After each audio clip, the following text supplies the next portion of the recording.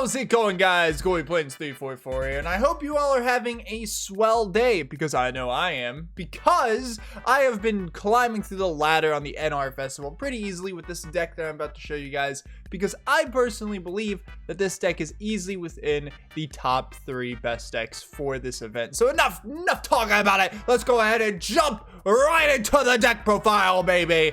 And here we are with the deck, and as you can see, it is good old Earth Machine still being in the soul of my heart. But anyways, this deck is actually called Heart Earth Control is what I believe it's called. It's like Heart Earth Gadget or something to that effect. But this deck is sweeping this event by storm, as well as things like Metal Foes and all sorts of other things. Like this event has been really fun to play. I'm not going to lie. There has not been a single game where I have felt the need to rip my eyes out and throw them across the room in just pure unadulterated anger.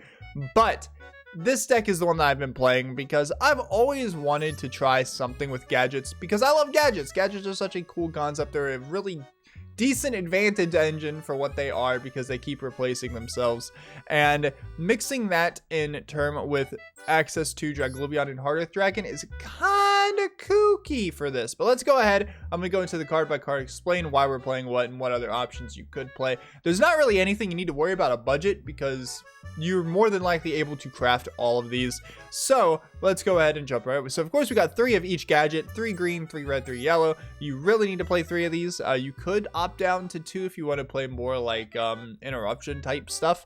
But I like playing 3 because I always like having the option to just be able to replace one of these and get another card in hand for discard fodder for things like Dynamiscus, but also for things like our Anger Knuckle in the graveyard. We're playing 2 silver gadget and 3 gold gadget. The reason I'm playing 2 and 3 is because gold gadget has 1700 attack and silver has 1500. These are, you know, summoning level 4 machine monsters from your hand, and they could just, you know, they get you access to rank 4s a little bit easier. Which is nice because an underdog in this is actually Heavy Armor Train Iron Wolf, but we'll get to that when we get to the extra deck. Then we got 3 Infinitrack Anchor Drill. This guy's in here because this is your only way to get to Draglubion. This guy can target another monster you control, and its level becomes the combined level of both those monsters. And considering you only have like level 4 monsters, it's going to be level 8, which means you can make yourself a Draglubion, which tutors into a Heart Earth Dragon. We're playing 1 copy of Vishuda along with the Monk in the extra deck, so this acts as a form of removal. It is, you know, just returning something to the hand. It's at 1. It's still just like a power removal card, so that's why I'm playing it. We're also playing 2 Boot Up Admiral Destroyer Dynamo. This card is actually really cool. Gadgets did get a new wave of support technically with Fist of the Gadgets, but it's not the greatest support that the game has ever seen, and this card isn't awful. It's just you're never going to see his protection effect in this event unless you want to play the gadget that can equip stuff to him, but we're not playing that. So he is just here. If you have a bunch of gadgets excess in your hand, you can send 2 of them to the grave, special summon him out, and he gets to pop a card every turn, which is pretty good. And he's 2500, which is still pretty big for this event.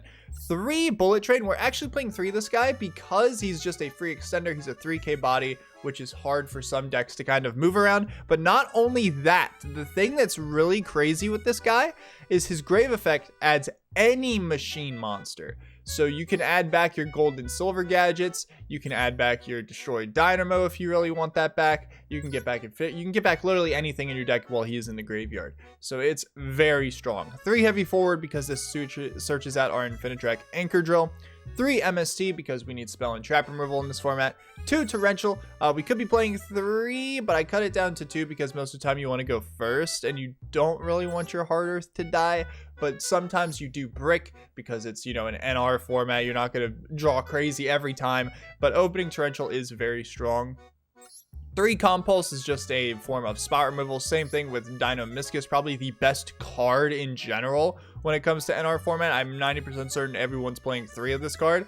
And then 3 Lost Wind because this card really works well against things like Heart Earth Dragon and also being able to keep setting itself back against like metal foes and stuff can really help deal with some of their fusion monsters. But onto the extra, we're playing one Black Ship of Corn. This is another form of spa removal. It can pop a monster with attack less than or equal to this card's, and it burns for 1,000, but it can't attack. But that's pretty cool. It's just a a generic rank 4. We got Crab King. This guy is a great out to another Draglubion instead of making your own Draglubion and crashing. This guy is a great out to that. Got Samurai. This guy is here because he can attack twice by targeting himself, which is very good for more damage. 2 Heavy Armored Train Iron Wolf. I'm playing 2 of this guy instead of the second Draglubion because this guy has come up insanely.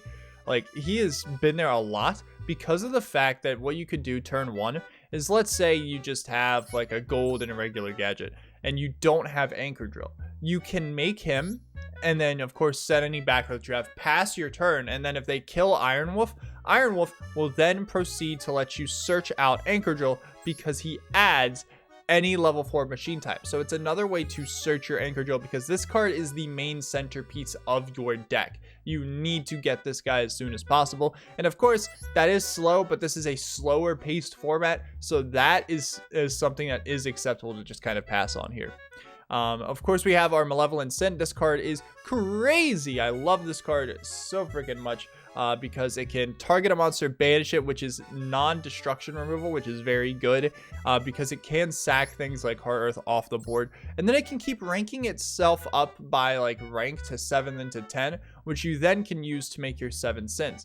Then for our targets, for Draglubion, we have Dragulon, plus Heart Earth, plus of course the Draglubion himself. Now the reason I'm playing Dragluon is actually, I don't know how, if I do Dragluon, I think that's how you pronounce it. The reason I'm playing this guy, funny enough, is actually because there have been times where I just end up having him on my board. And there was one game, I wish I had the replay for it, but they killed Draglubion as I made this guy. And then I just immediately stole the Hard Earth Dragon that was on their side of the field because of this guy's effect. Now, is that going to come up? Hardly ever, but I just have him just in case it comes up, as like a situational thing. But Draglubion, insane card. This card is like the towers of this format because targeting effects are everywhere for the most part. So not having anything that can't be targeted is insane. And then this guy just keeps tutoring out Hard Earth Dragon every single turn.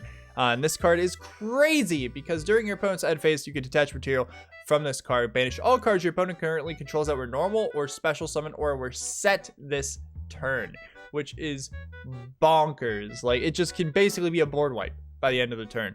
And then of course we have our Ravenous Tarantula because you can make a rank 10 very easily because you can get 2 of these guys on the board very easily. And then of course we have 7 sins, which can be put on top of Tarantula or on top of Malevolent Sin over time. Then for our links, we've got ourselves 1 Monk at the Tenyi, 1 Anger Knuckle. This card's actually insane in this, not gonna lie, because of the fact that when it brings something back, you can do this loop where you can send itself, bring back a Bullet Train, and then next turn, Bullet Train adds something back. You just send the card that you sent to summon this guy back, and it just keeps starting a loop. But the cool thing to note about Anger Knuckle is when it brings back a card, a level 10 machine, its effects are negated. So you can bring back your Bullet Train, and you just have a 3k beat stick just kind of vibing on your board, which is crazy. And then, of course, we have 1 Geonator Transverser. This card is amazing because of the fact that a lot of people aren't necessarily playing smart in this format when it comes to a zone placement. They're just kind of throwing things out there because there isn't a lot you have to worry about. But Transverser is a great counter to that line of play because let's say for some reason they just put a Hard Earth in the middle zone or the right zone or the far right zone. You just make this, summon a gadget, and then you swap control and you take their Hard Earth and then you just give them a gadget.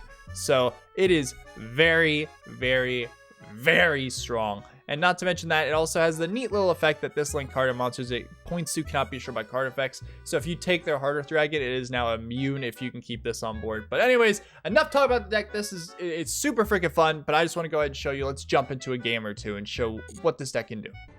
All right, Kira94, let's see where we go. Also, as you can see, I am Gold 1. I have not been playing a lot on this account because I've been recording a lot for the MDRNG, which you can check out. That's another series I do on my channel.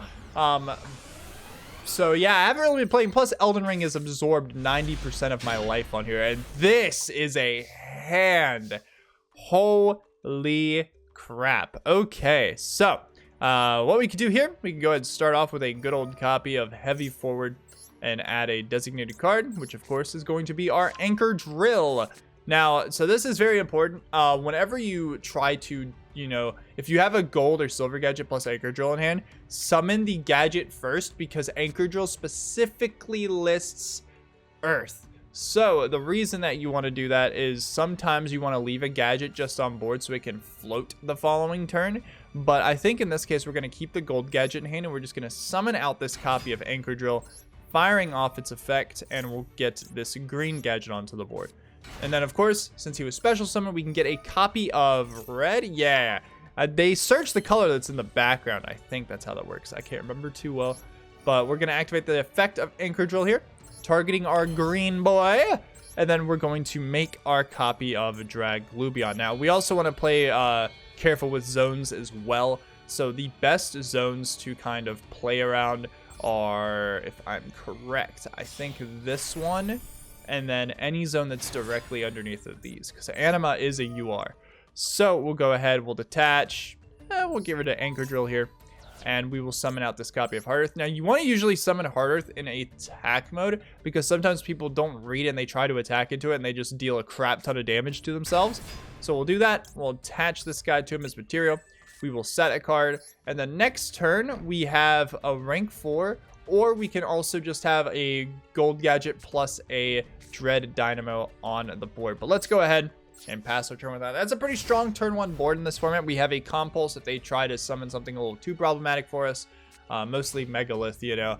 But also they have to play around Heart Earth, which for some decks in this format is very, very difficult for them to do. He's going to activate. Oh, this poor soul. He doesn't know. He doesn't know. Read the card. Read the card. Do I card D? No, I'll let him get his draw too. Poor soul. You draw your last pathetic cards, loser. Because you're about to lose 3 of them. Ah!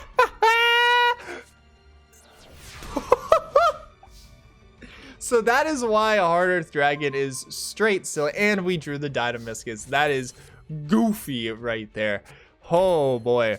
So yeah, we could just go ahead and normal summon out this copy of Gold Gadget. We can use Gold Gadget's effect to then special summon out this copy of Red Gadget to the board. We can use Red's effect to then get a search. Now here we can decide kind of what we want to do. I think we don't want them to try and draw a crap ton of cards here. At least I think, because I'm trying to think if there's any world where I have a lethal. I want to have a gadget like in rotation so we can keep having these monsters. I think we're going to sack off gold and we're going to sack off red here to summon him out. And we will use his effect to then pop this copy of Shard of Greed right here. And then if you have Draglubion and you are able to attack, always attack first, because when Draglubion does his effect, only the monster you summon can attack. And unless they have a monster, Heart Earth, you know, isn't going to be doing any sort of damage. So we're going to do all of that and deal a solid 25 to him. Then we can go to main phase 2 here. And Draglubion being crazy, you only really need to play 3 targets, basically. The 2 Heart Earth plus just 1, because it can attach to it from the graveyard as well. So we can just make another copy of Heart Earth Dragon here and just slap this Draglubion to it, or Dragluon to it again. And then we can just pass on that. We have another Heart Earth, and it looks like they're playing a back row intensive deck. So anything they set is just gonna get board wiped. Yosenju and Megalith, I think, are the 4 top decks.